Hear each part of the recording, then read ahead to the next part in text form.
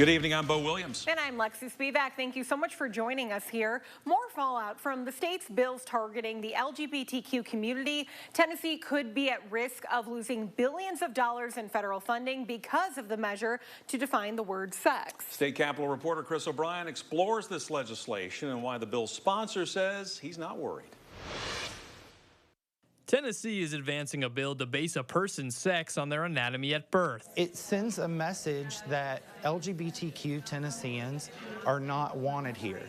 But nothing could be further from the truth because we have a large, thriving community. Aside from the social concerns, there's a lot of money at stake, too.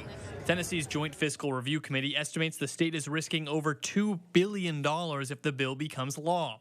The Federal Department of Education says the bill could create legal risk and jeopardize federal funding awards from programs like Title I, Perkin, and IDEA.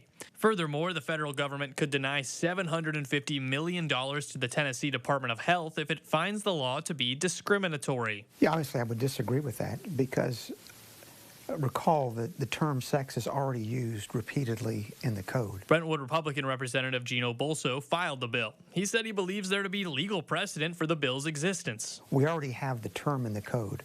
Our General Assembly has already meant what it has meant by use of the term in the code. The General Assembly, when it has used the term sex, has always meant to refer to one's biological sex. Equality groups pushed back on the bill, saying not only is it harmful to the LGBTQ community, but also financially dangerous. Not just for Tennesseans, but in our reputation in the United States. If the United States came back and saw it as discriminatory or rightly saw them as unconstitutional or a burden to taxpayers. Just this year alone, the ACLU shows it's tracking 26 anti-LGBTQ bills in Tennessee.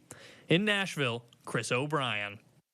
The House Finance Subcommittee placed the bill behind the budget earlier this week, and what that generally means is the General Assembly must pass the budget before it considers this piece of legislation. On the Senate side, it is scheduled to hit the floor on Monday.